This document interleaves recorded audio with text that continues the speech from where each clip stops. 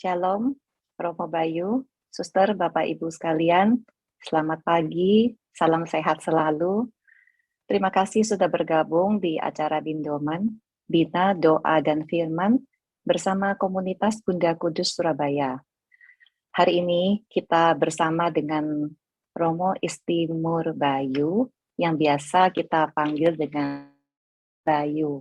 Beliau hari ini akan mengajarkan kita mengenai apakah kita ini harus mengaku dosa langsung kepada Tuhan atau lewat perantara. Baik, tanpa itu saya minta Ibu Ervina selaku Ketua Komunitas Bunda Kudus Surabaya untuk menyapa kita semua. Thank you, Liz. Selamat pagi yang terkasih Romo Bayu yang sudah keren banget hari ini ya, dengan penampilan yang selalu berbeda, dan juga suster, juga frater, dan teman-teman yang sudah hadir, baik dari Surabaya, dari Jakarta, dari Tulung Agung, dan juga saya melihat dari Thailand, dan sekarang yang di Orlando ada di Belanda, dan Jersey, Pennsylvania, semuanya yang sudah hadir di dalam Bindoman Zoom ini. Terima kasih Anda sudah bergabung bersama-sama dengan kita. Oh ya, dari Kota Padang juga ya, saya sapa semuanya. Salam sehat untuk semuanya, terutama di zaman yang di mana Omikron merajalela, tapi nggak perlu takut, yang penting kita, sebab saya sendiri saat ini juga lagi terkena, aja berjalan seperti biasanya. Dan di zaman online ini orang yang streaming ya, streaming juga mengaku dosa, mungkin bisa juga rasanya langsung ngaku ke Tuhan. Apakah boleh? Nanti Anda akan mendapatkan jawaban yang lebih lengkap dari Romo Bayu. Kesempatan ini saya juga ucapkan untuk Anda semuanya, marilah kita kesehatan, tetap protokol kesehatan. Kita akan mulai acara ini dengan memuji Tuhan, dengan doa dan pujian. Kami persilakan Sisil untuk memuji Tuhan. Tuhan Yesus memberkati. Shalom Bapak Ibu, mari lambaikan tangan semuanya. Puji Tuhan, semuanya dalam keadaan sehat. Amin. Amin. Baik Bapak Ibu, kita mau bersama-sama bersukacita pada pagi hari ini. Kita mau memuji dan menyembah Tuhan dan mendengarkan firman-Nya. Kita mau terus memuji Dia dengan segenap hati kita. Baik, kita mau masuk dalam gerbang Tuhan dengan hati yang penuh syukur. Kita mau terus memuji Tuhan. Mari bertepuk tangan Bapak Ibu. Nyanyikan dengan penuh sukacita. Ku masuk di gerbangnya dengan hati bersyukur, halamannya dengan pujian. Tahu hari ini harinya Tuhan, ku bersuka sebab Dia girangkanku. Ku masuk di gerbangnya dengan hati bersyukur, halamannya dengan pujian. Kataku hari ini harinya Tuhan, ku bersuka sebab Dia girangkanku. Dia girangkanku, oh Dia girangkanku, ku bersuka sebab Dia girangkanku. Dia girangkanku, oh Dia girangkanku, ku bersuka sebab Dia girangkanku. Dia girangkanku. Dia girangkanku, oh Dia girangkanku, ku bersuka sebab Dia girangkanku. Dia girangkanku, oh Dia girangkanku, ku bersuka sebab Dia girangkanku. Ku bersuka sebab Dia girangkanku. Ku bersuka sebab Dia girangkanku. Puji Tuhan, kita penuh dengan sukacita Tuhan. Luar biasa, saya merasakan sukacita di wajah Bapak Ibu semuanya. Sekali lagi saya ucapkan selamat pagi, shalom Bapak Ibu, Romo, Suster, Frater Shalom. terkasih. Baik Bapak Ibu, mari kita tenangkan hati kita. Dalam nama Bapa, Putra, dan Roh Kudus, amin. Segala hormat, puji, dan syukur hanya bagimu Bapa. Bapa, kami mengucap syukur padamu untuk anugerah-Mu hari yang baru ini. Terima kasih Bapa, jika pada saat ini kami boleh bersama-sama berkumpul di dalam wadah bindoman ini Bapa, untuk memujikan firman-Mu. Terima kasih Bapa untuk anugerah-Mu ini. Karena kami percaya Bapa, jika saat ini kami boleh ada, kami boleh mencari Engkau, itu karena Engkau Bapa, Engkau yang telah menaruh kerinduan di dalam hati setiap kami, sehingga kami boleh datang kepadamu saat ini. Terima kasih Bapa, terima kasih. Ya Allah Roh Kudus, kami percaya Engkau telah hadir saat ini. Tuntun setiap kami, tuntun kami dari awal hingga akhir. Kuasai hati dan pikiran kami, sehingga kami mampu untuk benar-benar fokus hanya kepadamu. Sehingga kami benar-benar mampu untuk memuji dan menyembah-Mu dengan segenap hati kami. Bukan hanya dengan mulut kami, namun dari dalam hati kami boleh memuji-Mu, kami boleh menyembah-Mu, agar kami boleh menyenangkan hati-Mu. Karena kami percaya Bapa, Engkau bertahta di atas puji-pujian. Untuk itu kami mau bawa Bapa kurban syukur kami kepadamu pada pagi hari ini, lewat puji-pujian kami pada pagi hari ini. Kiranya Engkau berkenan ya Bapa atas puji-pujian kami. Ampuni kami ya Bapa, ampuni kami yang penuh dengan kelemahan ini.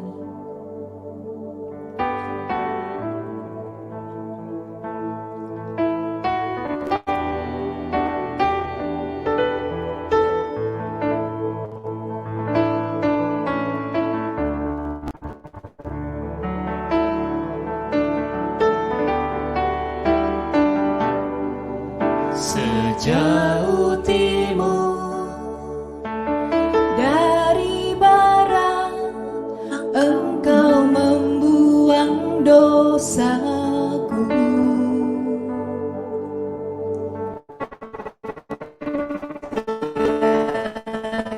Dan kau ingat lagi kesalahanku.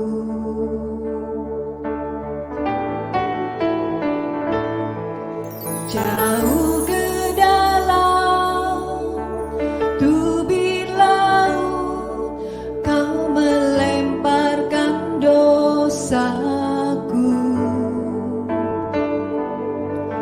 Tiada kau perhitungkan pelanggaranku.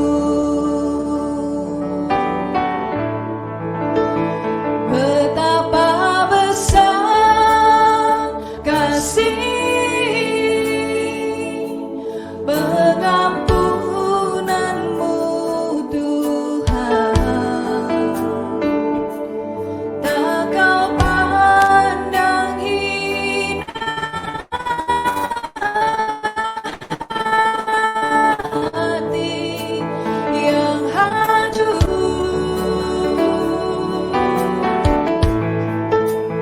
Ku berterima kasih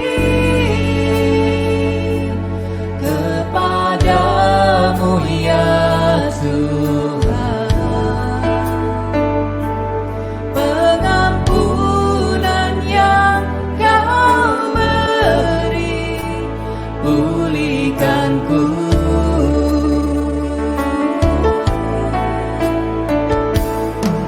Sejauh timur dari barat, Engkau membuang dosaku.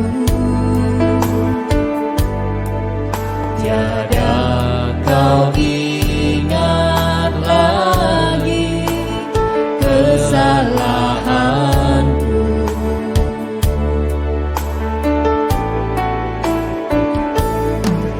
Jauh ke dalam tubir laut, kau melemparkan dosaku. Tiada kau perhitungkan pelanggaranku. Betapa besar Bapa, betapa besar kasih pengampunanmu Tuhan. Tak kau pandang hina hati yang hancur.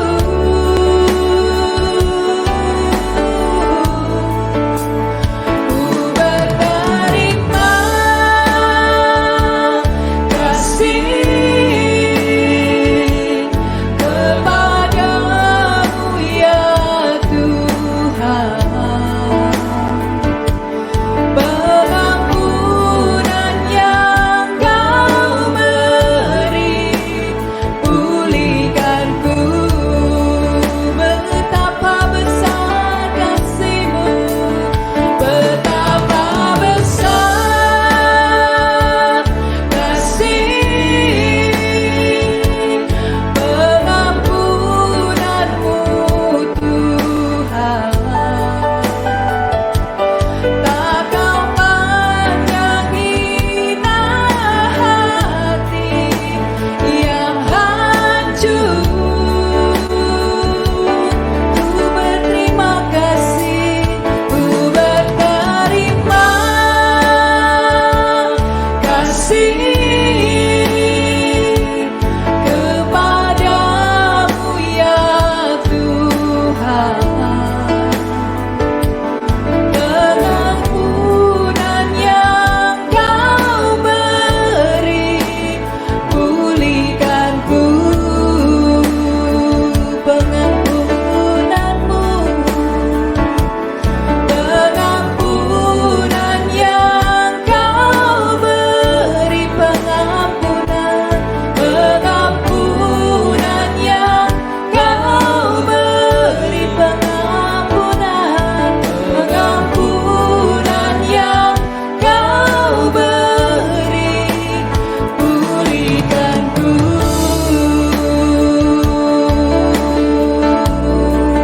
Terima kasih Bapa, Terima kasih pengampunanmu.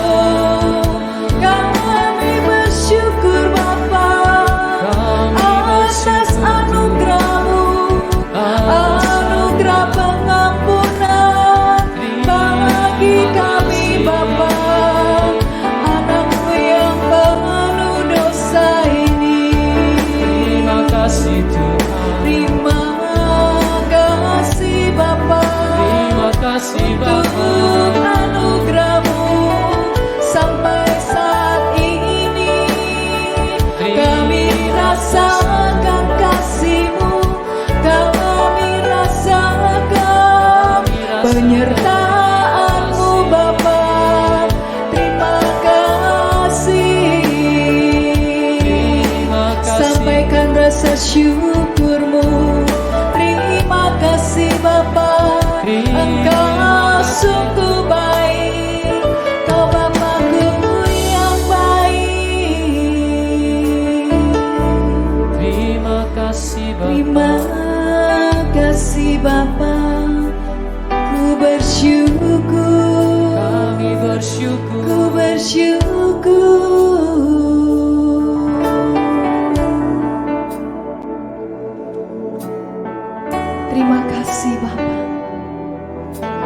mengucap syukur kepadamu Bapa. Jika sampai saat ini kami boleh mentap merasakan penyertaan-Mu yang begitu sempurna. Terima kasih Bapa. Terima kasih. Untuk kasih-Mu yang luar biasa. Untuk kasih-Mu yang begitu melimpah dalam kehidupan kami. Terima kasih. Untuk itu Bapa, kami mau terus memuji dan menyembah-Mu. Kami mau terus bernyanyi bagi-Mu Bapa. Kami mau menyenangkan Engkau saat ini dengan puji-pujian kami.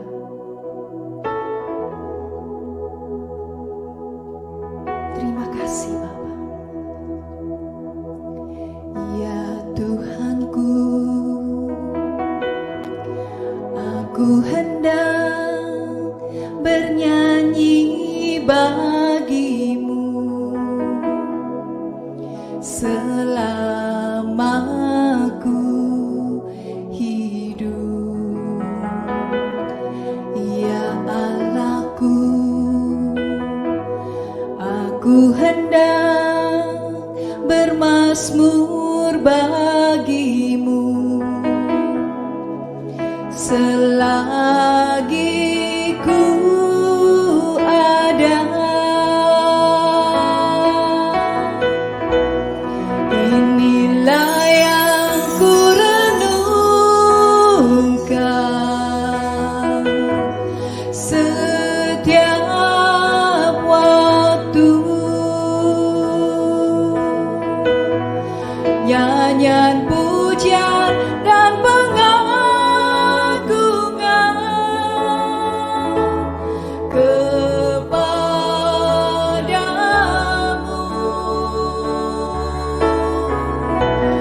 Biarlah manis kau dengar Tuhan, manis kau dengar Tuhan, dan hatiku bersuka karena-Mu.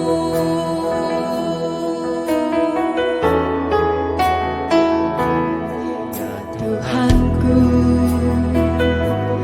aku hendak bernyanyi bagi-Mu selama aku hidup. Ya Allahku, aku hendak bermazmur bagi-Mu selagi ku ada. Inilah yang ku renungkan setiap waktu. Nyanyian pujian dan pengagungan kepadamu. Biarlah manis Tuhan, biarlah manis kau dengar Tuhan, manis kau dengar Tuhan, dan hatiku bersuka karena-Mu. Inilah yang ku renungkan setiap waktu.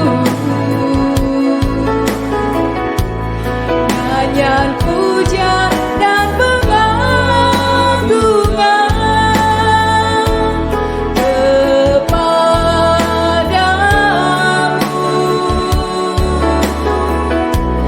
Biarlah manis kau dengar Tuhan,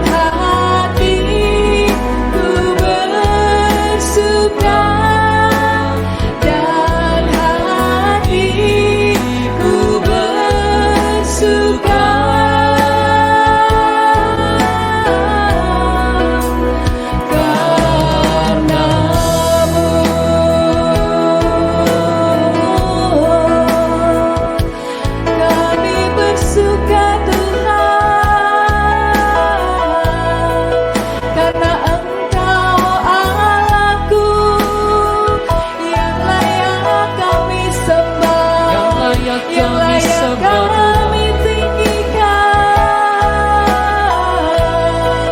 Kami sembah Kau Bapa, Kami sembah Kau Bapakku yang baik, Bapakku yang mulia. Kau layak terima segala pujian kami, segala sembah dan syukur kami persembahkan bagimu Bapa yang Rajaku. Bapakku yang mulia, kami muliakan Engkau, kami puji Kau Bapa untuk selamanya.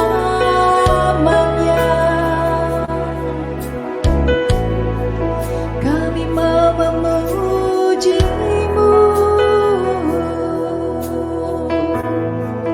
kami menyembah-Mu dalam roh dan kebenaran selamanya.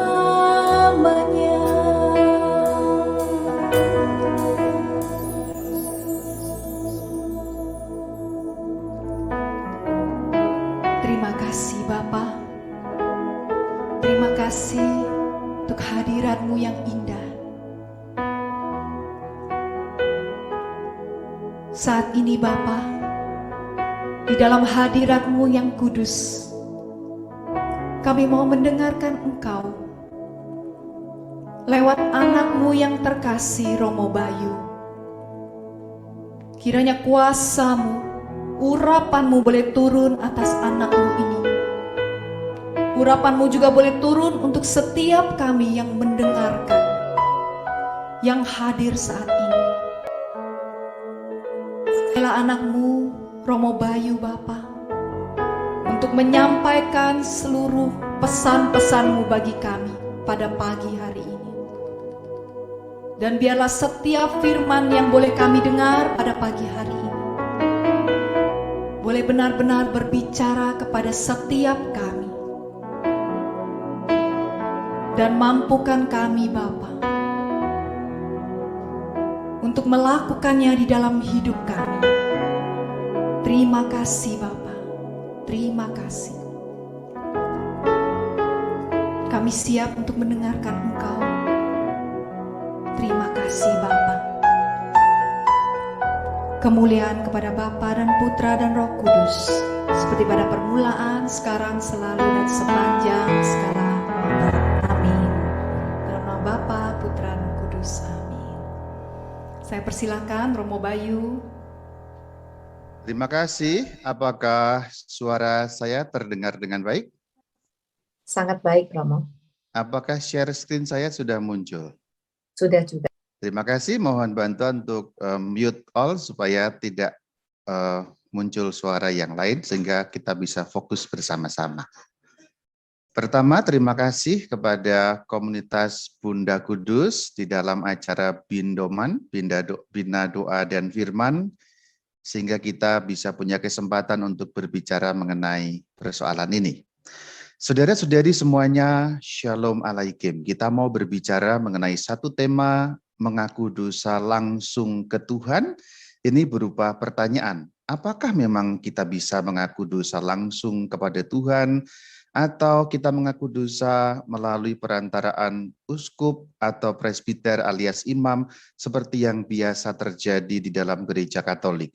Dengan ini kita akan mempertanggungjawabkan ajaran gereja Katolik yang satu, kudus, dan apostolik, sehingga kita punya keyakinan yang kuat yang bukan hanya merupakan opini-opini pribadi, tetapi bersumber dari Alkitab sendiri. Kita akan bertolak dari pandangan orang atau sekte-sekte tertentu yang mengatakan yang mengampuni dosa itu adalah Allah, maka mengaku dosalah langsung kepada Allah. Ini yang memang biasanya diucapkan orang-orang atau sekte-sekte tertentu, yang mengampuni dosa adalah Allah.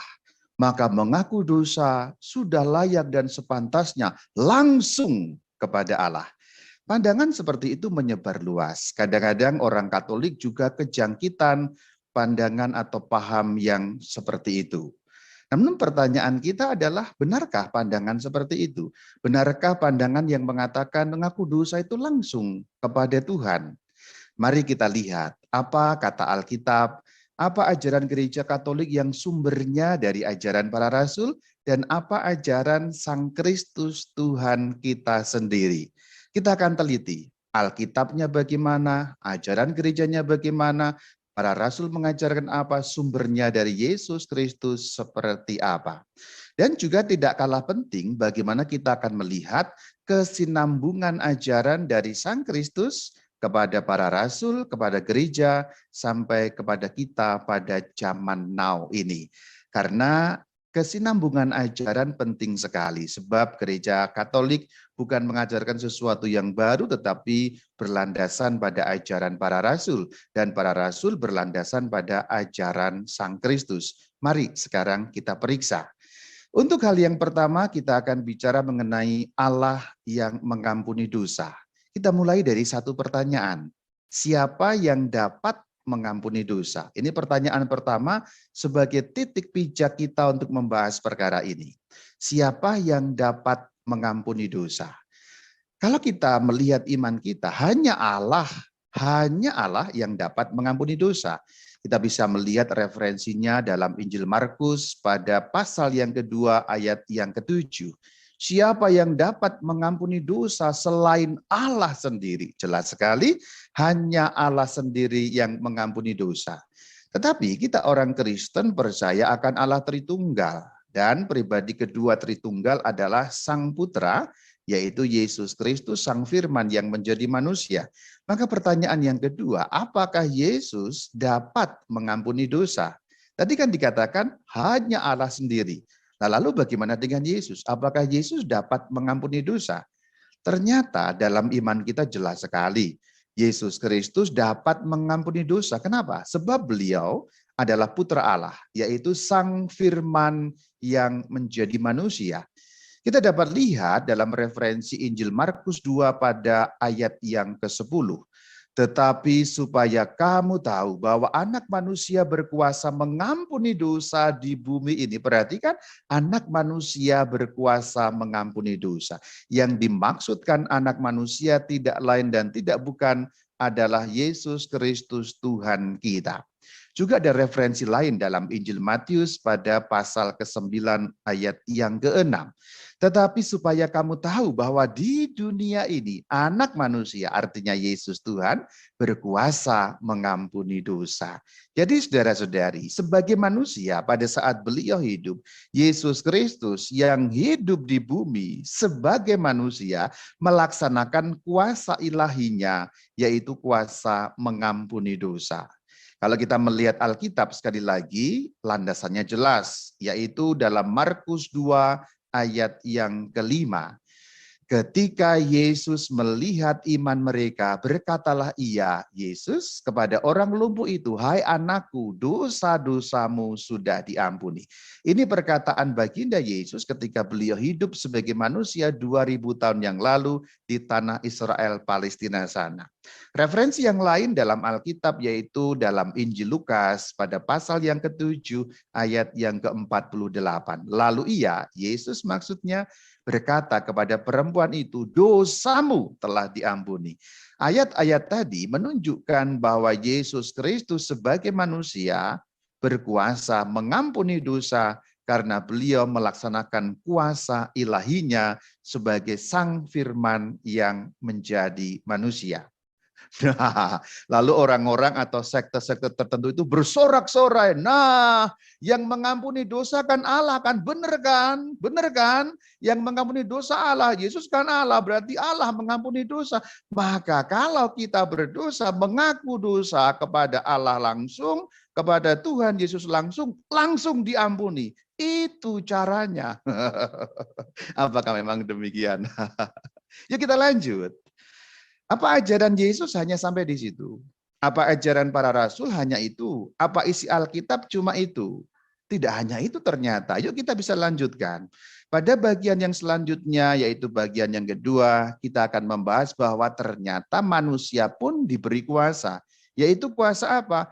Kuasa untuk mengampuni dosa. Maka kita berpijak pada pertanyaan yang selanjutnya, yang berbunyi, apakah Tuhan Yesus memberikan kuasa mengampuni dosa kepada manusia? Ini pertanyaan lanjutan dari pertanyaan-pertanyaan awal yang sudah dijawab. Siapa mengampuni dosa? Allah. Yesus sebagai firman Allah yang menjadi manusia, apakah mampu atau dapat mengampuni dosa? Iya. Apakah hanya Allah dan Yesus yang berkuasa mengampuni dosa? Iya, tentu saja dengan demikian hanya Allah yang mengampuni dosa. Tetapi kita bergerak lebih lanjut, apakah kuasa mengampuni dosa itu bahasa simpelnya digenggam sendiri oleh Sang Kristus, tidak diberikan? Yuk kita lihat dalam lanjutan ini. Ternyata Sang Kristus mempercayakan kuasa pengampunan dosa kepada manusia. Berarti bukan digenggam oleh beliau sendiri, tidak dibagi. Tidak demikian. Ternyata ada kuasa yang diberikan kepada manusia dan itu bukan perkataan Rama Bayu, tapi itu merupakan perkataan Sang Kristus sendiri sebab kita dapat melihat referensinya di dalam Injil Yohanes pada pasal yang ke-20 ayat yang ke-23. Jikalau kamu, maksudnya para murid di sini, mengampuni dosa orang, dosanya diampuni. Dan jikalau kamu menyatakan dosa orang tetap ada, dosanya tetap ada. Perhatikan, jika para murid mengampuni dosa orang, dosanya diampuni. Siapa yang mengampuni dosa? Tentulah Allah. Tetapi dengan memperhatikan Yohanes 20 ayat ke-23, kita menjadi tahu bahwa kuasa Sang Kristus mengampuni dosa itu dipercayakan juga kepada para murid atau para rasulnya. Ini terbukti dari ayat ini. Jika kamu para rasul mengampuni dosa orang yang telah kalian ampuni itu, dosa mereka diampuni. Bagaimana menjelaskan ayat ini? Kalau, saya katakan kalau, jika Sang Kristus tidak membagikan kuasa itu, Sang Kristus tidak mempercayakan kuasa itu kepada manusia, dalam hal ini adalah para rasul Tuhan. Maka berdasarkan Yohanes 20 ayat yang ke-23 tadi, Gereja Katolik merumuskan ajarannya tentang pengampunan dosa. Kita ingat landasan ayatnya, Yohanes 20 ayat yang ke-23. Dengan itu, Gereja Katolik membuat rumusan mengenai ajaran tentang pengampunan dosa yang tercantum dalam KGK 1441. KGK, Katekismus Gereja Katolik. Yuk kita lihat seperti apa bunyinya. Berkat otoritas ilahinya, Ia, Yesus, memberi kuasa ini yang dimaksud konteksnya adalah mengampuni dosa kepada manusia, konteksnya para rasul, supaya mereka pun melaksanakannya atas namanya. Dan rumusan dalam KGK 1441 ini bukan rumusan ngarang, tetapi sumbernya jelas Yohanes 20 ayat yang ke-23. Maka kalau kita baca, sekali lagi KGK 1441, berkat otoritas ilahinya, Yesus memberikan kuasa mengampuni dosa kepada manusia, yaitu para rasul, supaya para rasul melaksanakannya atas namanya, nama Yesus. Melaksanakan apa? Melaksanakan kuasa pengampunan dosa. Artinya manusia juga diberi kuasa mengampuni dosa, tentu bertindak atas nama Kristus. Kuasanya yang dijalankan kuasa Kristus, tapi kuasa itu dipercayakan, diberikan, dibagikan. Ini konsep penting untuk memahami ajaran Gereja Katolik, supaya kita mengerti dan dapat menjawab pertanyaan besar di awal, apakah memang mengaku dosa langsung kepada Tuhan atau seperti yang diajarkan Gereja Katolik. Ingat KGK 1441, para rasul melaksanakan kuasa pengampunan dosa atas nama Sang Kristus. Berarti di sini manusia melaksanakan kuasa pengampunan dosa atas nama Kristus. Dan manusia itu yang dimaksud adalah para rasul. Maka kita dapat merumuskan dengan kalimat yang jelas, para rasul melaksanakan kuasa pengampunan dosa atas nama Kristus. Referensinya ada di KGK 1442. Yuk kita baca. Ia, maksudnya Kristus, mempercayakan pelaksanaan kuasa absolusi ini, maksudnya kuasa pengampunan dosa kepada jabatan apostolik, yaitu para rasul. Kata apostolik dari kata apostolos artinya rasul, jabatan apostolik, jabatan para rasul. Berarti kalau kita baca, Kristus, Yesus Tuhan kita, mempercayakan pelaksanaan kuasa pengampunan dosa kepada para rasul. Jelas sekali KGK 1442. Dan itu ajaran yang sangat jelas, landasan ayat-ayatnya. Maka dengan demikian, kita boleh mengatakan apa yang tertulis di dalam KGK 1442 dan juga KGK 1441 itu ajaran yang sangat alkitabiah. Berarti ajaran gereja Katolik sangat alkitabiah. Yohanes 20 ayat 23 adalah ayatnya. Tetapi tidak hanya itu, saudara. Kita lihat sekarang 2 Korintus 5 ayat yang ke-18. Yuk kita perhatikan. Semuanya ini dari Allah. Jelas ya. Di awal kita sudah lihat pengampunan datang dari Allah. Yang dengan perantaraan Kristus, dengan kuasa Kristus, atas nama Kristus, telah mendamaikan kita dengan dirinya, diri Allah. Perhatikan lanjutannya. Dan telah mempercayakan pelayanan pendamaian itu kepada kami. Kami konteks dekatnya Rasul Paulus, konteks aslinya atau konteks luasnya adalah para rasul. Maka kita dapat membaca pengampunan dosa datang dari Allah, tetapi dipercayakan pelayanannya kepada para rasul. Landasannya 2 Korintus ayat 18 pada bab yang kelima. Jelas sekali, saudara. Maka kalau kita mengatakan dengan rumusan yang lebih clear, pelayanan pendamaian. Maksudnya apa sih pelayanan pendamaian? Itu kuasa mengampuni dosa. Kenapa dikatakan pendamaian? Karena orang yang diampuni dosanya, berarti orang dibuat damai lagi dengan Allah. Kalau orang berdosa, berarti berkhianat kepada Allah. Persekutuan dengan Allah rusak. Ketika orang diampuni dosanya, maka terjadi perdamaian dengan Allah, rekonsiliasi dengan Allah. Itulah kenapa sakramen kita dalam gereja Katolik selain dinamakan sakramen tobat juga dinamakan sakramen rekonsiliasi. Atau kalau terjemahan dalam bahasa Indonesia, sakramen pendamaian. Nama ini memang tidak populer, tetapi nama itu jelas tertulis dalam ajaran gereja, dalam katekismus gereja Katolik, yaitu sakramen pendamaian.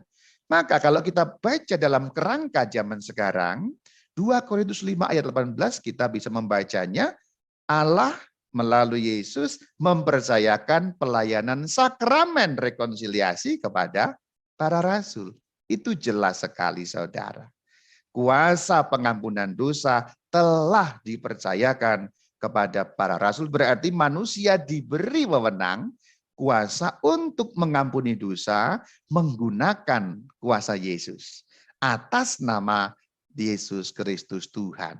Itu akan makin jelas lagi kalau kita lihat pada ayat yang ke-10. Masih dalam 2 Korintus pada pasal yang kelima. Yuk kita lihat. Jadi kami ini, para rasul maksudnya, utusan-utusan Kristus. Perhatikan kalimat lanjutannya yang menarik sekali untuk kita beri perhatian.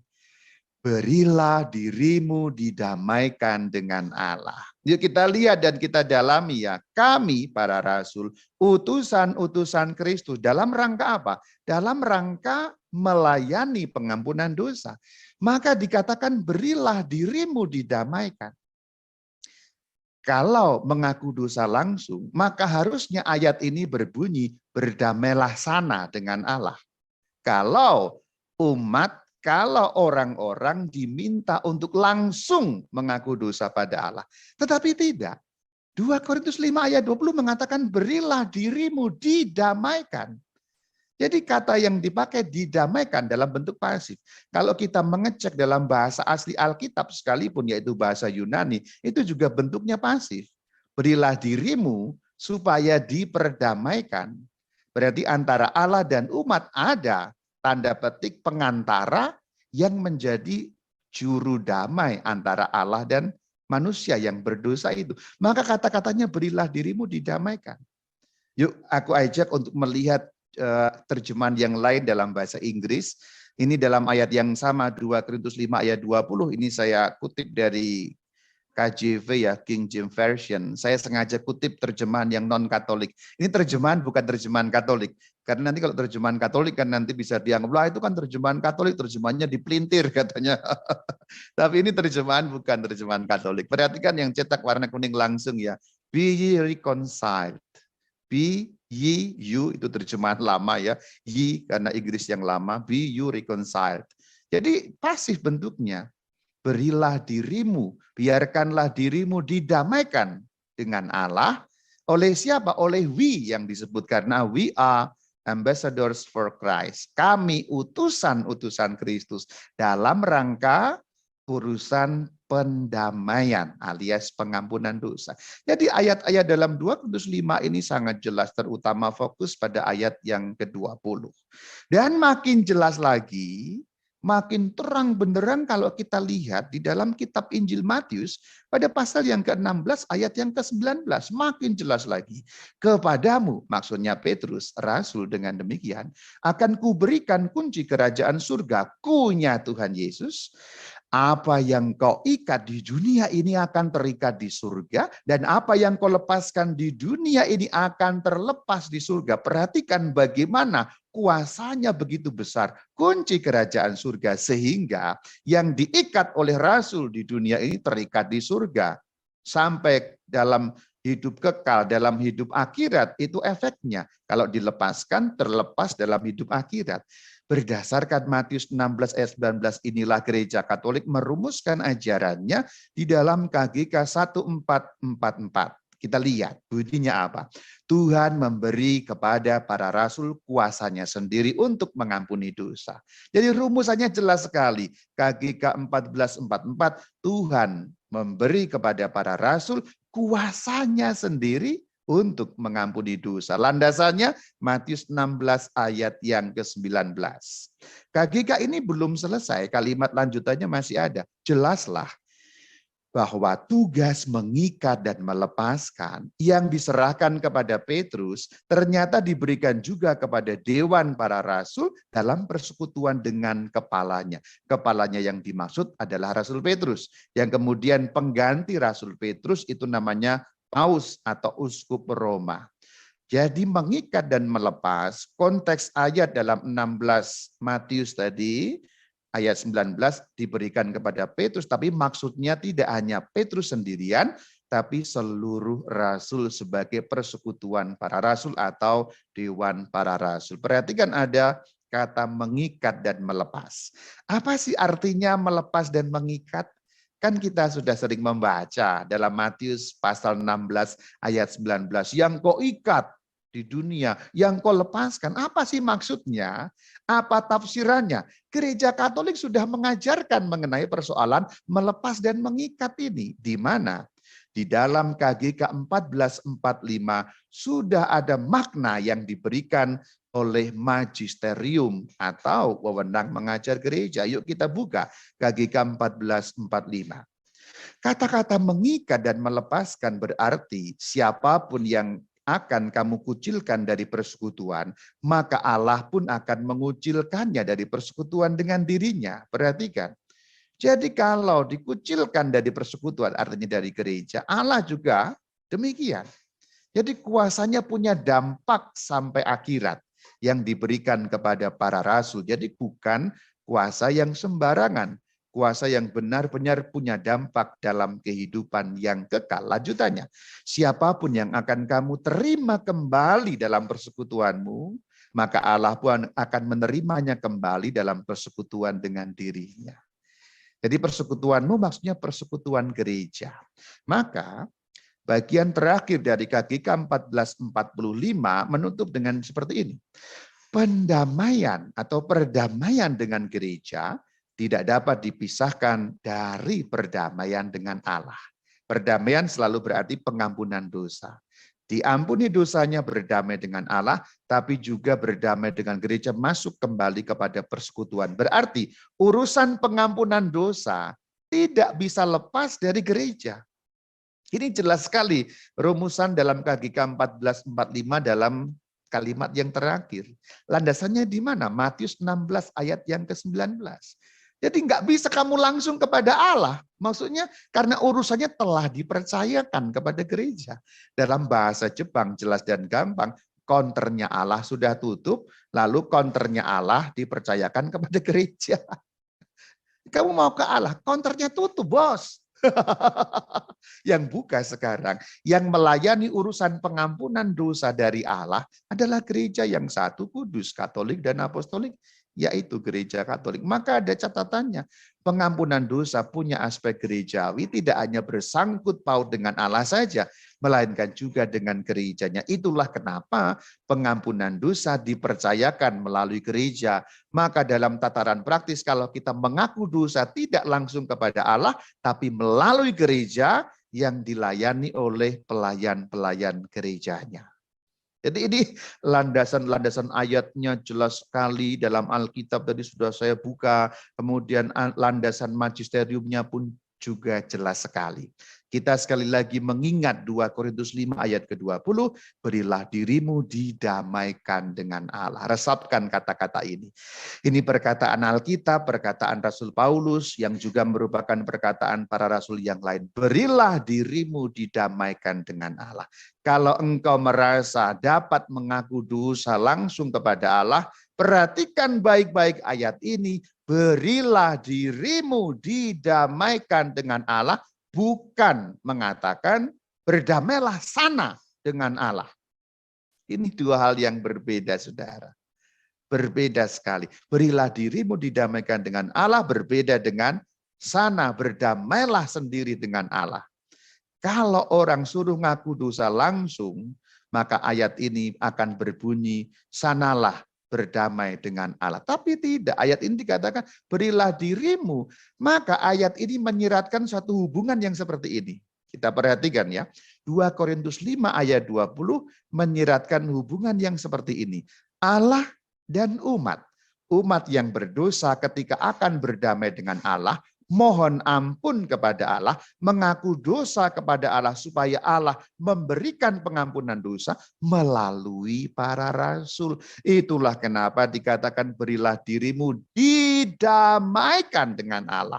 Maka kalau digambar seperti ini, Allah, umat, di tengah-tengahnya para rasul yang melayani pelayanan pengampunan dosa, berarti mengaku dosa umat yang berdosa ini melalui para rasul. Kemudian Allah memberikan pengampunan dosa juga melalui para rasul. Ini perkataan siapa? Perkataan Sang Kristus, ajaran para rasul yang tertulis dalam Alkitab yang kemudian dirumuskan oleh Gereja Katolik di dalam KGK alias Katekismus Gereja Katolik sebagai magisterium bagi kita sebagai tuntunan dan pedoman untuk menilai sesuatu terkait hal ini. Jelas sekali bukan? Gambar ini juga menjadi jelas. Dan saudara-saudari, kalau kita selesai sampai di sini, berhenti sampai di sini, halnya sudah jelas. Judul kita di depan, mengaku dosa langsung kepada Allah, sudah terjawab. Tidak.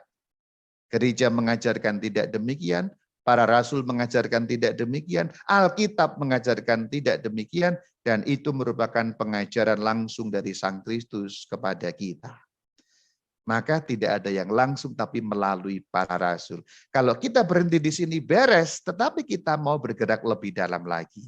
Yuk saya antar untuk satu tingkat lebih dalam lagi untuk membahas ini dengan lebih cermat dan teliti. Bagian selanjutnya, bagian ketiga, aku mengajak engkau semua untuk bicara mengenai meneruskan kuasa. Tadi kan sudah jelas ya. Allah, Tuhan Yesus memberikan kuasa kepada para rasul untuk menyampaikan pengampunan dosa. Kemudian kuasa yang diterima oleh para rasul itu diteruskan, dialihkan, dilanjutkan kepada penerus-penerusnya. Ingat tadi seperti ini susunannya ya. Allah dan umat yang mengaku dosa melalui para rasul, Allah mengampuni dosa kepada umat melalui para rasul. Pertanyaan selanjutnya untuk tahu lebih dalam, apakah kuasa pengampunan dosa alias pelayanan pendamaian dipercayakan hanya kepada para rasul? Perhatikan kalimat tanya ini. Apakah kuasa pengampunan dosa alias pelayanan pendamaian dipercayakan hanya kepada para rasul? Maksudnya apa? Kalau hanya kepada para rasul berarti setelah rasul mati selesai. Apa jawabannya? Ada dua kemungkinan. Jika iya, jika hanya kepada para rasul, maka setelah rasul meninggal semuanya, tidak ada lagi pelayanan pendamaian. Itu kalau pelayanan pengampunan dosa hanya diberikan kuasanya kepada para rasul. Berarti begitu semua rasul meninggal, pelayanan itu selesai. Berarti antara Allah dan manusia tidak ada yang melayani pengampunan dosa lagi. Tetapi jika tidak, maka setelah para rasul meninggal masih ada dong pelayanan pendamaian. Tetapi oleh siapa? Tadi kan dikatakan yang menjadi perantaranya kan para rasul. Kalau rasul sudah meninggal semua, oleh siapa? Ini pertanyaan selanjutnya. Jika masih ada pelayanan pendamaian alias kuasa pengampunan dosa setelah rasul-rasul meninggal, siapa yang melaksanakannya? Ini kan pertanyaan lanjutan yang perlu kita jawab. Nggak mungkin dong selesai. Masa selesai? Kalau selesai kan berarti bagaimana kemudian kita mendapatkan pengampunan dari Allah? Bagaimana kita pengakuan dosa kepada Allah dan turunnya pengampunan kepada kita? Rasul meninggal selesai, masa begitu? Kan tidak. Sebenarnya tidak selesai. Karena warta Injil, pelayanan tentang kabar Injil, pelayanan tentang pengampunan dosa harus berlanjut bahkan dengan meninggalnya para rasul. Artinya, meninggalnya para rasul, semua rasul wafat, tidak menghentikan warta Injil, tidak menghentikan bagaimana kuasa pengampunan akan diteruskan. Referensinya ada di Matius 28 ayat yang ke-20. Ajarlah mereka melakukan segala sesuatu yang telah kuperintahkan kepadamu. Berarti kan ajarlah mereka melakukan segala sesuatu yang telah kuperintahkan. Akunya baginda Yesus. Berarti ajar terus. Kalimat terakhir lebih jelas lagi. Aku menyertai kamu senantiasa sampai akhir zaman. Berarti begitu Rasul meninggal, pengajaran tadi itu tidak berhenti karena harus sampai akhir zaman. Warta Injil harus sampai akhir zaman. Pelayanan pengampunan harus sampai akhir zaman. Pelayanan pendamaian harus sampai akhir zaman. Berilah dirimu didamaikan dengan Allah juga harus sampai akhir zaman. Tapi bagaimana supaya sampai akhir zaman? Para rasul meneruskan wewenang mereka kepada para penerus mereka. Itulah yang dinamakan suksesi apostolik. Di dalam kisah yang diceritakan dalam Alkitab, dalam ajaran gereja Katolik juga, penerus para rasul namanya episkopos. Episkopos terjemahannya dalam bahasa Indonesia itu uskup ya. Episkopos, episkopus, episkop, piskop, uskup. Jadi itu alurnya penerjemahannya seperti itu. Maka kalau dalam bahasa Indonesia kita mengenal kata uskup, itu bunyi Yunaninya episkopos. Itulah mereka para penerus rasul-rasul. Maka penerus rasul-rasul yaitu para uskup itulah yang melanjutkan wewenang pengampunan dosa. Itu yang dinamakan suksesi apostolik. Suksesi meneruskan apostolik, para rasul meneruskan wewenang dan kuasa dari para rasul. Referensinya ada dalam Titus 1 ayat yang ke-5. Titus merupakan seorang uskup juga. Jadi kalau pada zaman sekarang kita harus menyebutnya Bapak Uskup Titus ya. Ini bukan orang biasa, tapi ini seorang uskup yang diberi kuasa oleh Rasul Paulus. Perhatikan surat ini. Aku di sini adalah rasul, yaitu Rasul Paulus, atau dalam kerangka besar para rasul, karena ini surat kepada Titus ditulis oleh Rasul Paulus, maka akunya Paulus telah meninggalkan engkaunya Titus di Kreta, satu pulau, dengan maksud supaya engkau, Titus, mengatur apa yang masih perlu diatur dan supaya engkau menetapkan penatua-penatua di setiap kota seperti yang telah kupesankan kepadamu. Pulau Kreta kan luas, kotanya banyak. Maka harus ada penatua-penatua di setiap kota. Penatua berarti seperti gereja Protestan ya Rama, nanti dulu. Ini ada problem terjemahan di sini, yaitu pada kata penatua-penatua. Penatua-penatua itu kan terjemahan bahasa Indonesia. Kalau kita nggak pahami teks aslinya, nanti dikira tidak bicara mengenai sesuatu yang ada kaitan dengan gereja Katolik. Padahal ini sangat berkaitan dengan gereja Katolik, bukan berkaitan dengan gereja Protestan ya. Perhatikan kata aslinya. langsung ya. Kita lihat teks Yunaninya pada Titus 1 ayat ke-5 yang berbunyi penatua-penatua tadi, diterjemahkan penatua-penatua, teks aslinya berbunyi presbiteros. Presbiter. Berarti kalau diterjemahkan oper lurus, maka kita bisa menerjemahkan dengan cara lain seperti ini. Supaya engkau, Titus, seorang uskup, episkop, menahbiskan presbiter-presbiter. Kalau kamu nggak tahu apa itu presbiter, yang kamu lihat ngomong inilah presbiter. Ini presbiter, ini yang ngomong ini. Nah, ini. Lihat ya. Inilah presbiter. Presbiter itu kata asli dalam bahasa Yunani untuk menyebut yang sehari-hari kamu sebut pastor, romo, pater, rama, ya, itulah presbiter. Kata aslinya presbiter. Memang dalam bahasa Indonesia diterjemahkan dengan kata imam. Tidak persis benar, karena presbiter bukan hanya imam. Imam bagian kecil dari atau sepertiga bagian dari tugas presbiter.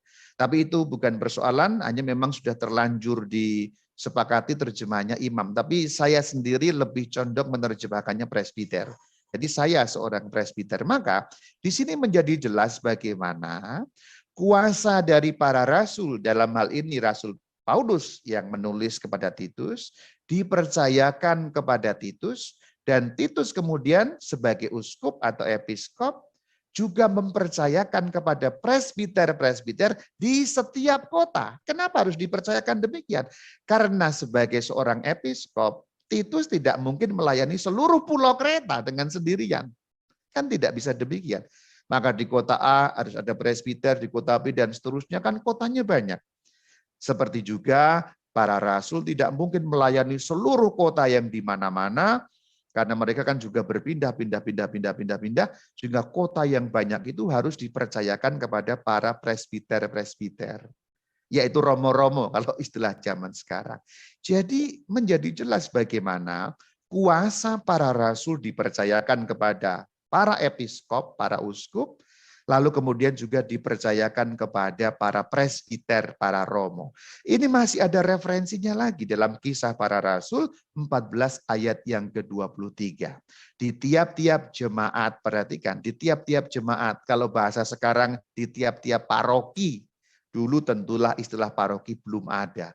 Tetapi kita pakai bahasa sekarang atau tiap-tiap kota, katakanlah begitu. Rasul-rasul itu menetapkan penatua-penatua bagi jemaat itu, jemaat setempat, setiap kota, seperti yang disebut dalam Titus 1 ayat 5 tadi. Ingat, penatua-penatua di situ maksudnya sama, ya, presbiteros, berarti di tiap-tiap jemaat, tiap-tiap paroki atau tiap-tiap kota, para rasul menetapkan berarti menahbiskan presbiter-presbiter, romo-romo. Untuk apa?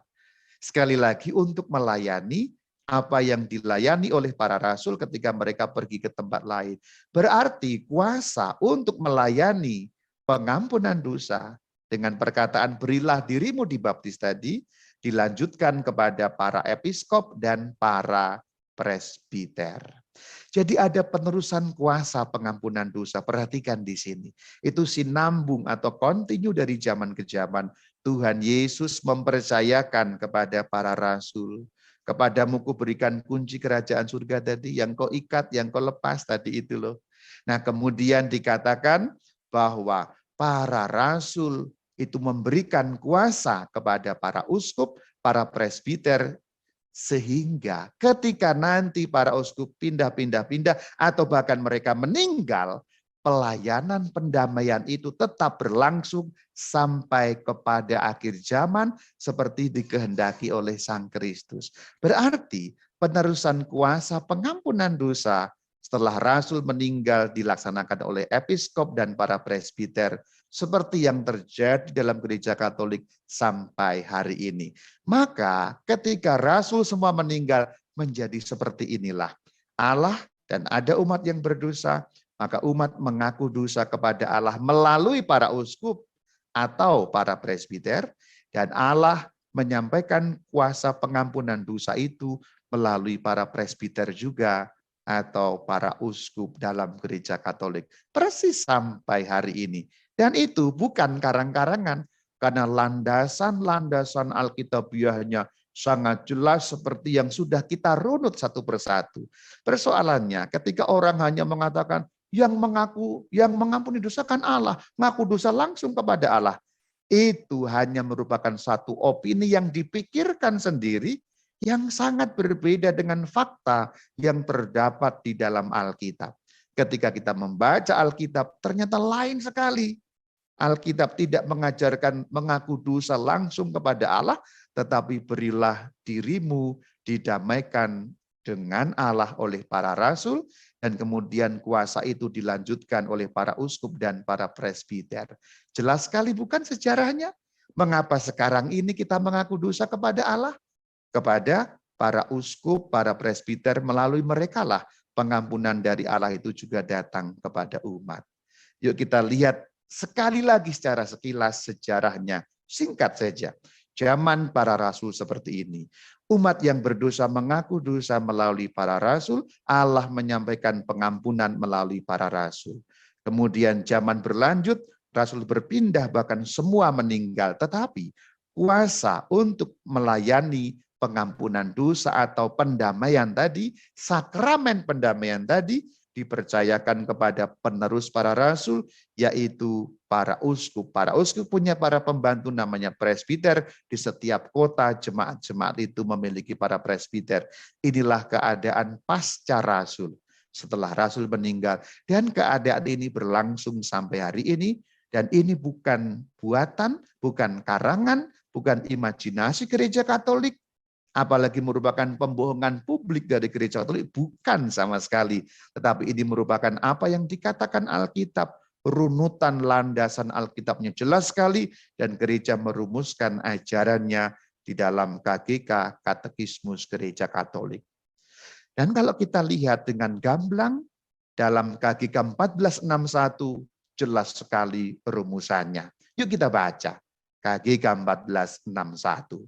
Karena Kristus telah percayakan pelayanan perdamaian kepada rasul-rasulnya, maka pengganti-penggantinya, pengganti-pengganti para rasul maksudnya, yaitu para uskup dan rekan kerja mereka, para presbiter, terus melaksanakan pelayanan ini. Pelayanan apa? Pelayanan pendamaian. Seperti yang dikatakan 2 Korintus 5, berilah dirimu dibaptis.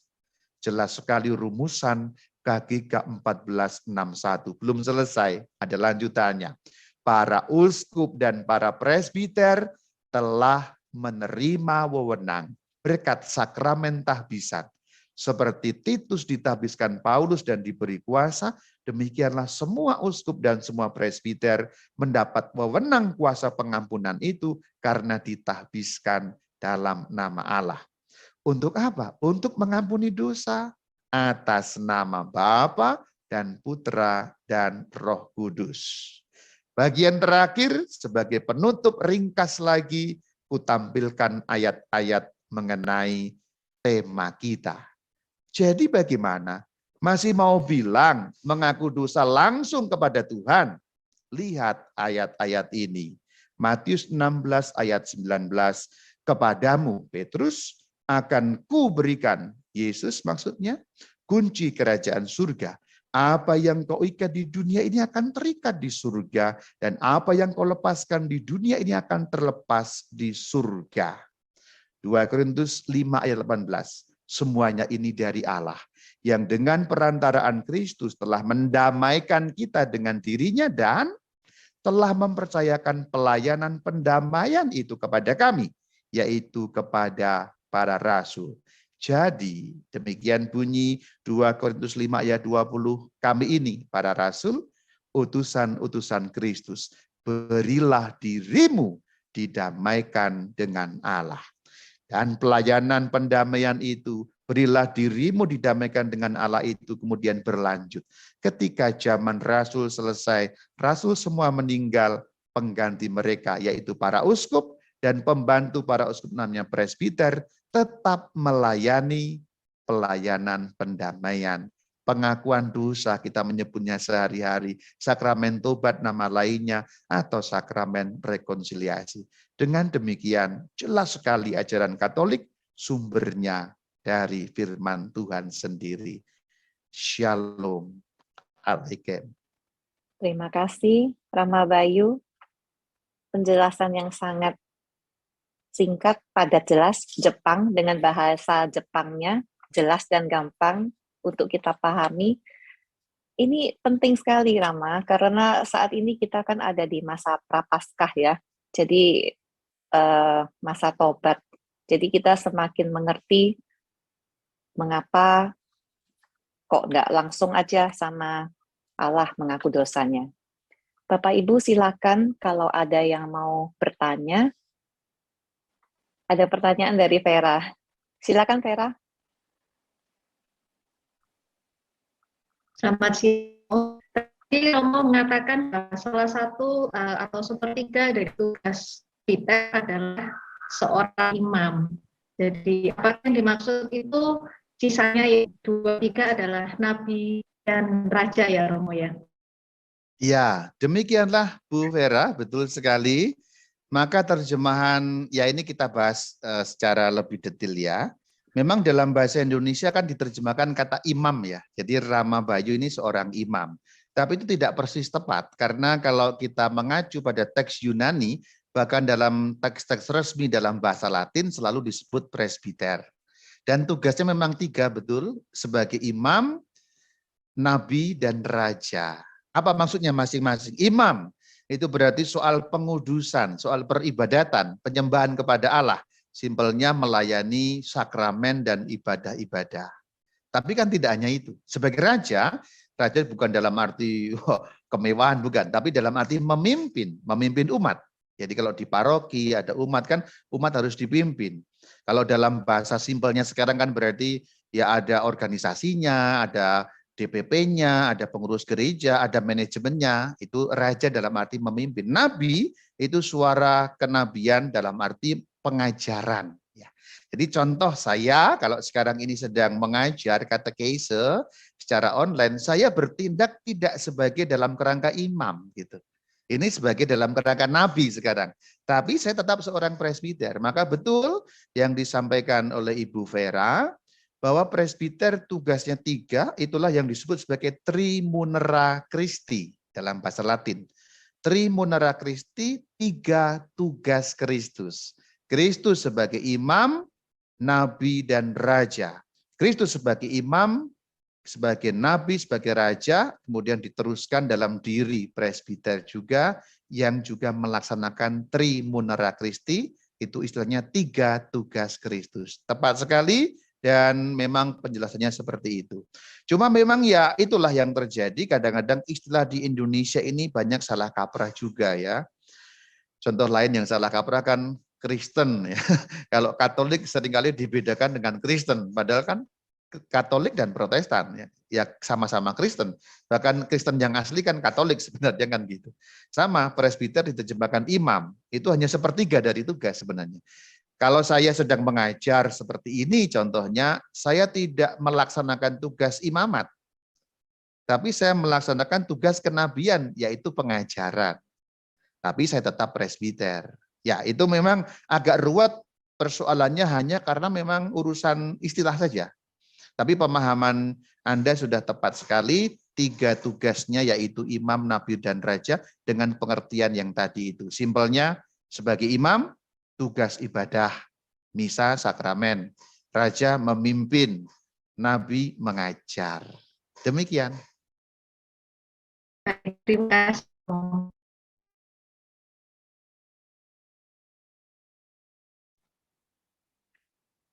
Kita belajar satu hal lagi ya Bapak Ibu.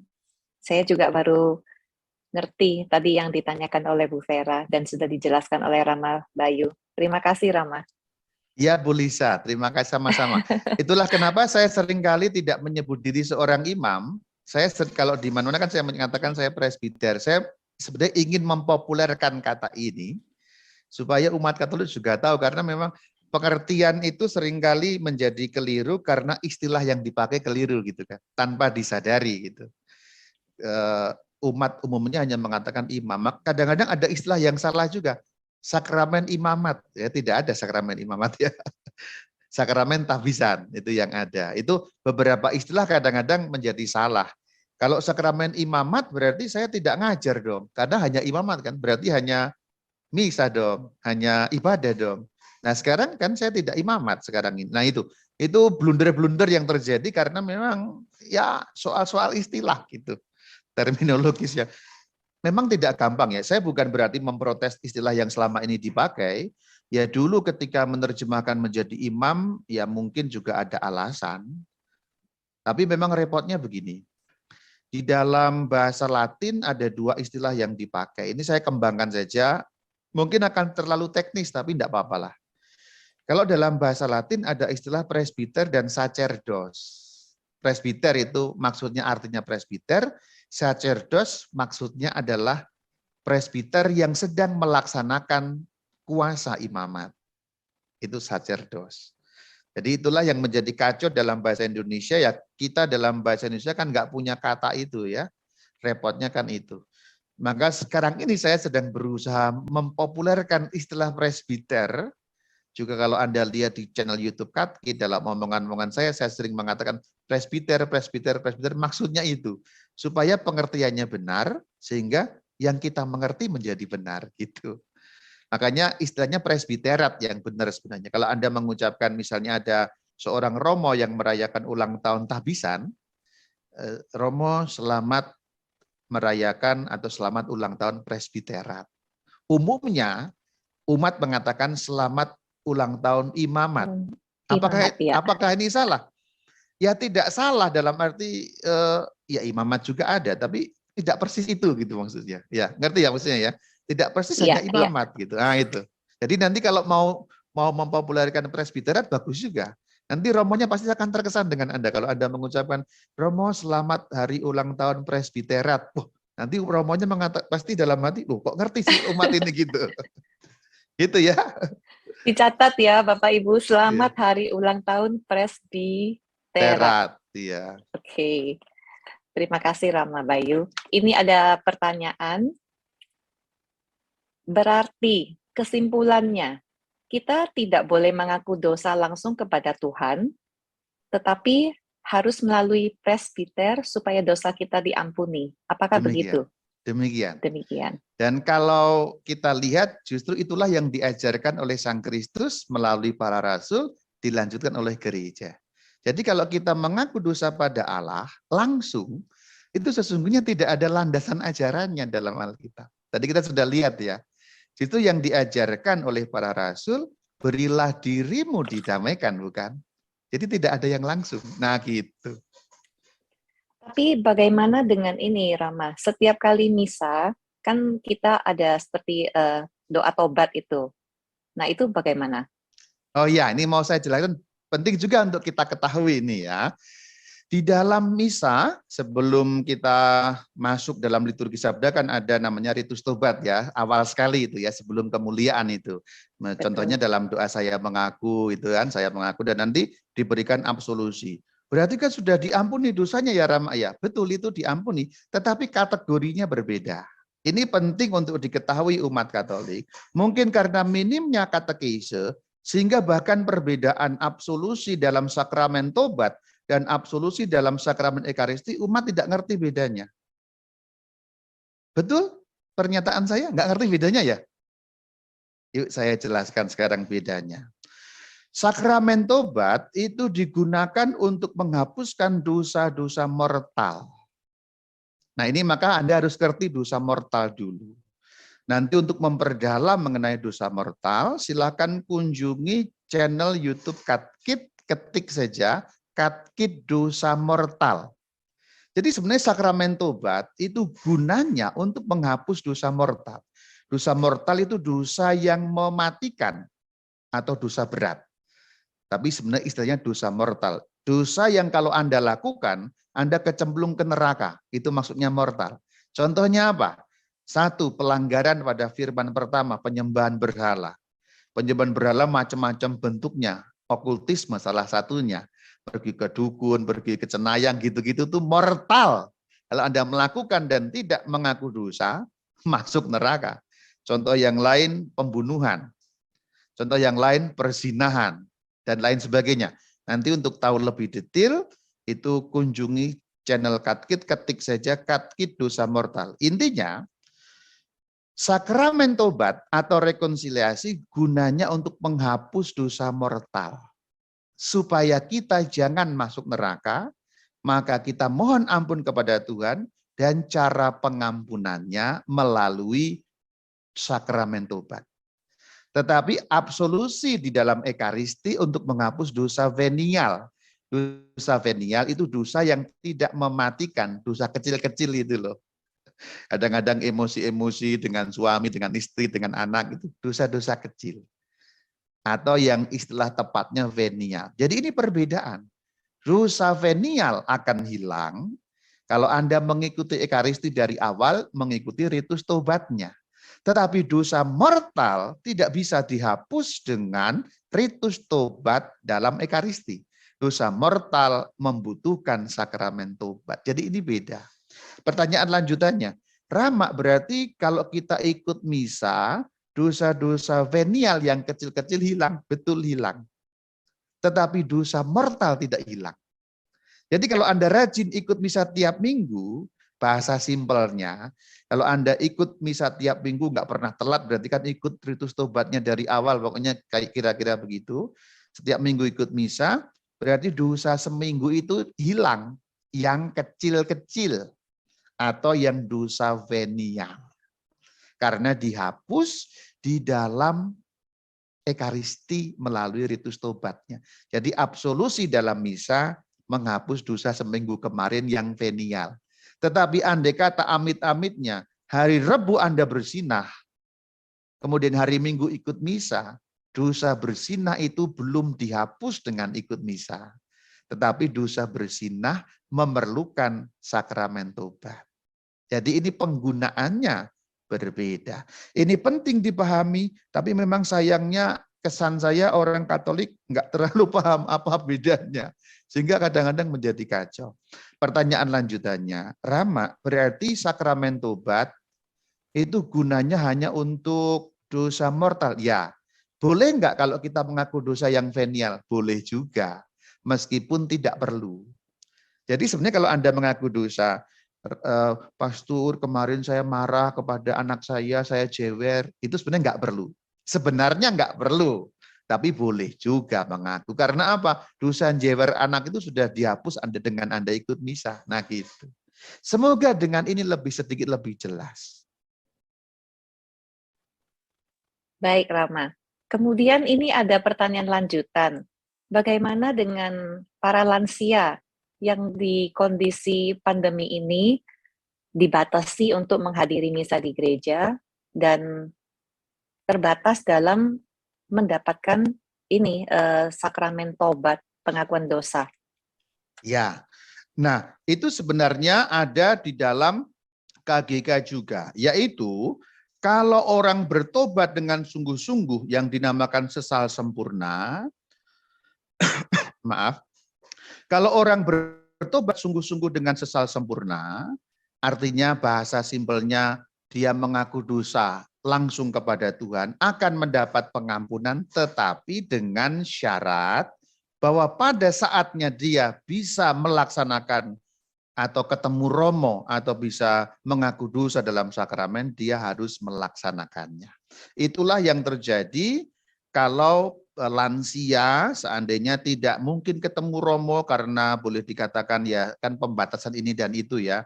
Intinya ngaku dosalah kepada Tuhan, tetapi dengan niat yang teguh secepat mungkin melakukan sakramen tobat kalau sudah memungkinkan. Itu ada di KGK 1452. Saya bacakan saja bunyinya ya. Kalau penyesalan itu berasal dari cinta kepada Allah, yang dicintai di atas segala sesuatu dinamakan sesal sempurna, contritio. Lalu penyesalan yang demikian mengampuni dosa ringan. Jadi gampangnya ngaku dosa langsung kepada Tuhan tadi bisa mengampuni dosa ringan. Juga mendapatkan pengampunan dosa mortal. Kalau ada kalaunya. Dihubungkan dengan niat secepat mungkin melakukan pengakuan sakramental. Jadi seandainya belum bisa mengaku dosa, Tapi ada niat, nanti begitu bisa, secepat mungkin saya akan ketemu Romo untuk mengaku dosa. Tetapi seandainya, kasusnya, dia sudah mengaku dosa betul-betul kepada Tuhan, niatnya sudah pokoknya nanti begitu boleh ketemu, keadaan memungkinkan. Aku mau ketemu Romo, sudah ada janji betul dalam hati, besoknya dia meninggal, diampuni enggak Rama? Diampuni. Karena yang paling penting niat yang teguh secepat mungkin melakukan pengakuan sakramental. Namun kalau untuk yang sudah bisa ketemu Romo jangan dilupakan niat itu. Karena niat itu merupakan syarat yang untuk harus dilakukan. Jadi gampangnya secara praktis begini kalau untuk lansia. Mohon ampun kepada Tuhan, terutama untuk dosa-dosa mortal kalau ada, tapi dengan niat yang sungguh, nanti kalau saatnya sudah aman, sudah aku mau ketemu Romo untuk sakramen tobat. Itu bahkan sudah ada dalam KGK 1452, sebelum pandemi jauh-jauh, gereja sudah memberikan aturan seperti itu, atau pengajaran yang seperti itu. Demikian. Terima kasih atas penjelasannya. Jadi untuk lansia ini memang diberlakukan seperti untuk kondisi khusus begitu ya Rama ya? Betul, kondisi Jadi yang kalau khusus, karena tidak memungkinkan. Ya, kalau kondisi sudah normal berarti berjalan kembali seperti yang normal itu. Iya, tapi ini juga tidak hanya untuk lansia, untuk orang yang umum yang tidak memungkinkan ketemu dengan presbiter. Contohnya kalau di Jawa nggak terlalu terasa ya. Tapi di pelosok Kalimantan umpamanya, yang yang presbiternya datang hanya mungkin setahun sekali atau 2 kali karena jauh sekali pelosok hutan-hutan dan terpencil. Itu kan, betul. Ya mungkin orang habis berdosa mortal, tapi jarak ke paroki itu sangat jauh, nyebrang hutan berhari-hari dan tidak mungkin ketemu. Maka itulah yang bisa dilakukan. Nanti kalau pas presbiternya datang, romonya datang ke sini, saya langsung ngaku dosa. Tapi sekarang mohon ampun dulu kepada Tuhan. Dengan niat, begitu romo datang, nanti aku akan melaksanakan. Tapi sebaliknya, kalau pas romo datang dan tidak dilaksanakan, itu berarti belum ada pengampunan loh. Nah gitu. Baik, semakin jelas Romo. Berhubung terbatasnya waktu, saya batasi 2 pertanyaan terakhir. Ada yang bertanya, di luar negeri sering banget bertemu yang namanya gereja Presbyterian. Apakah itu ternyata bukan gereja Katolik? Bedanya di mana? Ya itu bukan gereja Katolik, itu ya gereja bagian-bagian sempalan-sempalan itu. Ya kan? Sempalan. Ya, sempalan-sempalan itulah. Soalnya mereka itu kan menamainya ya gimana mereka maunya ya. Kadang-kadang nama Presbyterian, ada yang Episkopalian bahkan. Kadang-kadang ada yang namai, ya intinya itu bukan Katolik gitu. Intinya Sempalan. bukan gereja Katolik Iya, ya Rama? Iya. Oke, kita tutup pertanyaan terakhir dari Vera. Silakan Vera.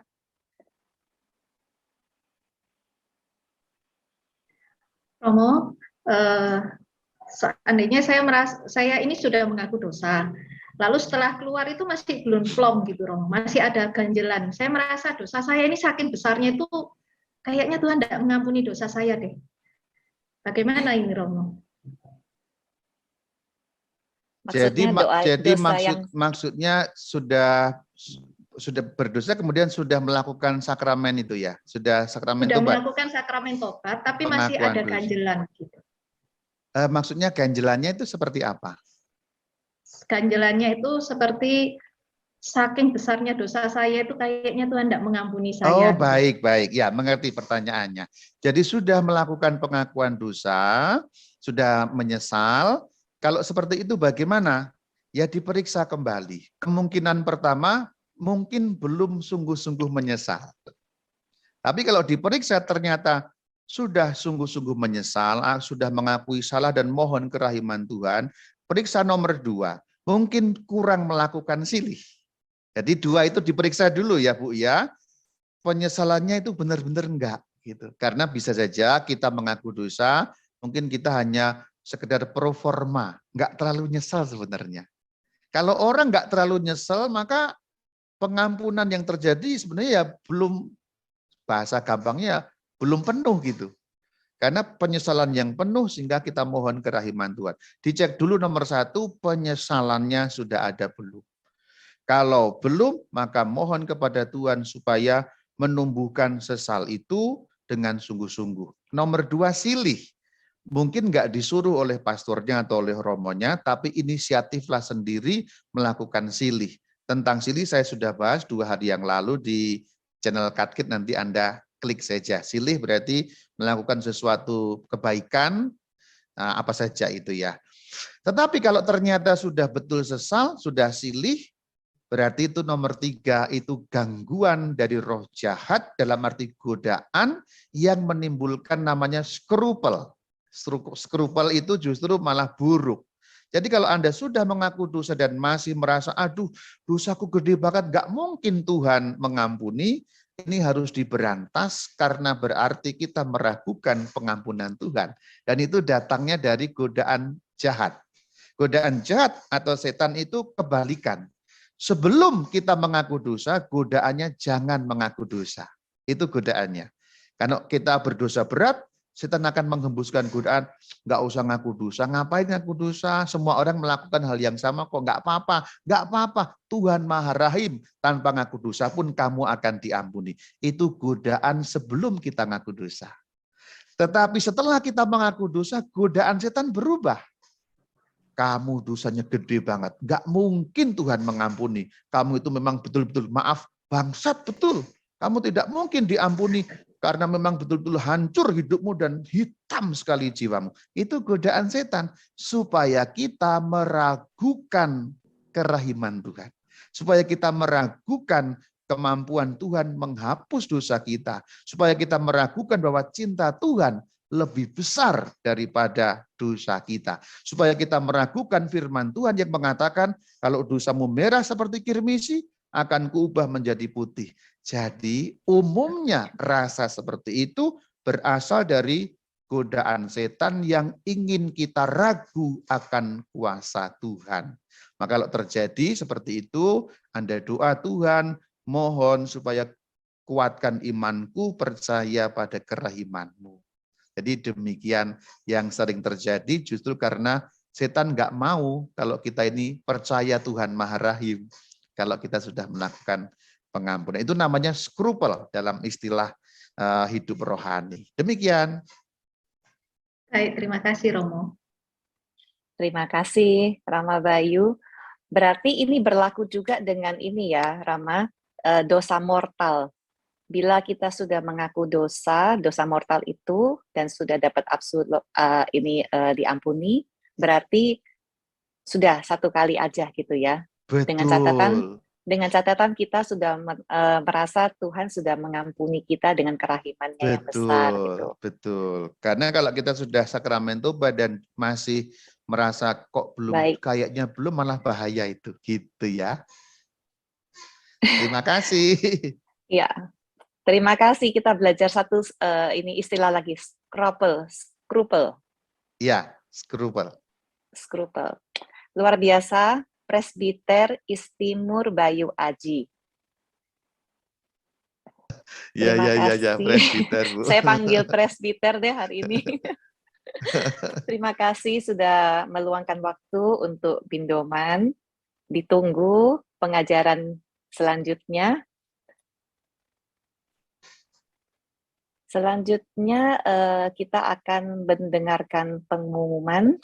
Setelah itu mau minta Romo untuk menutup acara hari ini dengan doa penutup serta berkat buat kami semua dan dilanjutkan dengan pujian penutup. Baik, Ibu. Pengumuman akan dibacakan oleh Sisil. Silakan Sisil. Ya, terima kasih Lisa. Terima kasih Presbiter Bayu atas pengajarannya begitu jelas dan gampang dan sangat dimengerti. Shalom Bapak Ibu terkasih dalam Kristus. Hari ini saya membacakan ada 4 pengumuman di Bunda Kudus. Pengumuman yang pertama, Bindoman, Selasa depan, tanggal 15 Maret 2022, seperti biasa yang dimulai pukul 10 pagi, akan dibawakan oleh Romo Romanus Heri S. dengan tema Mati Raga. Pengumuman yang kedua, Kursus Alkitab De Verbum akan diadakan hari Kamis ini, tanggal 10 Maret pukul 10 pagi dengan tema Tahap Memahami Teks Kitab Suci yang akan dibawakan oleh Bapak Agustinus Handoyo. Pengumuman yang ketiga, bagi Bapak Ibu yang tergerak untuk membantu pelayanan kami dapat menyalurkan persembahan kasih melalui rekening BCA nomor 464 567 5674 atas nama Erni Istiawan atau Setiawati Mulyo. Pengumuman yang terakhir, Bapak Ibu terkasih, kami juga menyediakan barang-barang rohani penjualan Pater Robi Wower OFM untuk kelangsungan hidup Tanah Suci Israel. Mari kita dukung pelayanan Pater Robi dengan memesan barang-barang tersebut melalui perwakilannya di Bunda Kudus, yakni Ibu Agnes Rosalina di nomor 0811 375 551. Terima kasih atas dukungan Bapak Ibu sekalian. Dan sekiranya Bapak Ibu berkenan mengajak saudara, sahabat, teman, dan kenalan untuk mengikuti acara-acara yang ada di Bunda Kudus. Sekian pengumuman hari ini. Terima kasih atas perhatiannya. Salam sehat selalu. Tuhan Yesus memberkati kita semua. Amin. Amin. Terima kasih, Sisil. Baik, Bapak Ibu sekalian, kita tutup acara hari ini dengan doa penutup.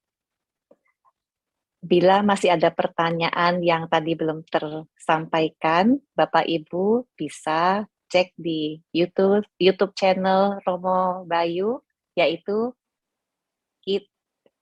Saya suka terbalik, Kit, kata kese sedikit. Suka terbalik sama KitKat. Oke. Kalau Terima KitKat kasih, kan Rama makanan Bayu. ya, Bu ya. Iya, coklat. Ya, terima kasih. Kita berdoa ya. Tapi sebelum berdoa saya mau komentar sedikit. Jadi kalau dalam memanggil seorang presbiter, panggilannya itu kan sebenarnya adalah pater, terjemahannya Bapak, Romo, Rama. Jadi tidak perlu memanggil presbiter Bayu, tapi manggilnya sih biasa ya. Romo Bayu atau Rama Bayu atau pater. Dalam memanggil, tapi presbiter merupakan nama dari jabatannya atau tahbisannya. Jadi contoh kalimatnya begini, Rama Bayu seorang presbiter, nah gitu. Atau kita menampilkan hari ini narasumber seorang presbiter, silakan Rama Bayu. Nah seperti itu. Jadi supaya jangan sampai malah ekstrim salah yang lain lagi gitu ya. Baik, terima kasih Ya. Rama Bayu atas koreksinya. Mari kita dalam nama Bapa dan Putra dan Roh Kudus. Amin.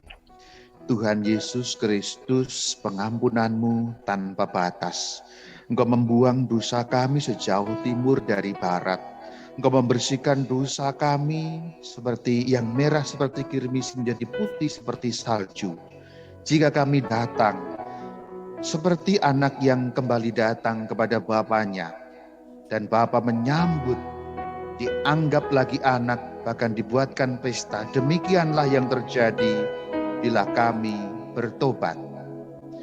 Kiranya kami setia pada pengajaran gereja-Mu, supaya kami pun memberi diri kami untuk diperdamaikan dengan Allah.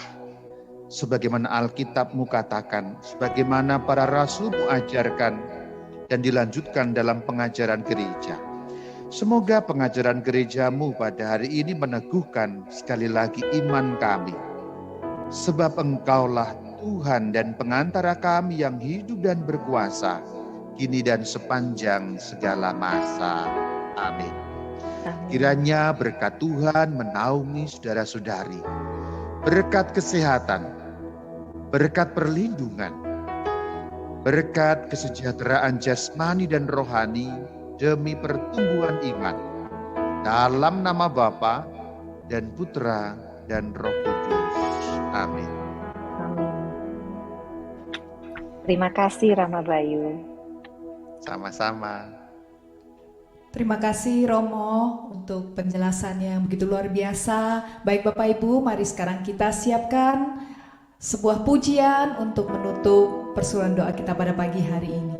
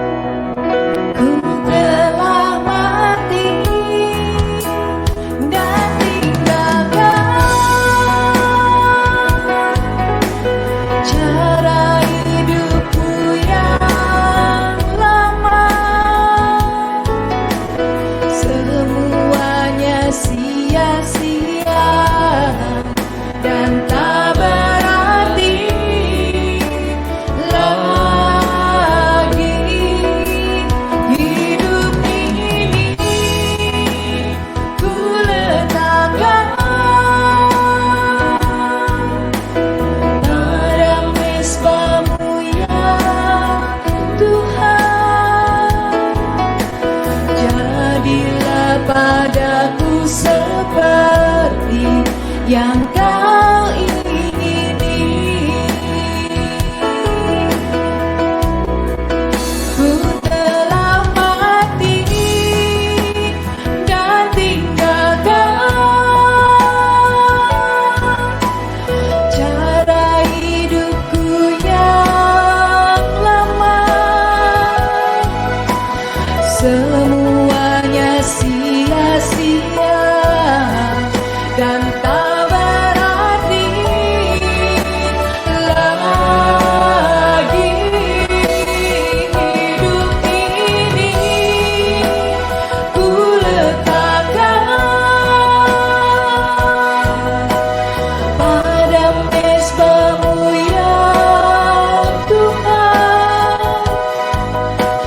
jadilah padaku seperti yang kau ingini. Jadilah padaku seperti yang kau ingini.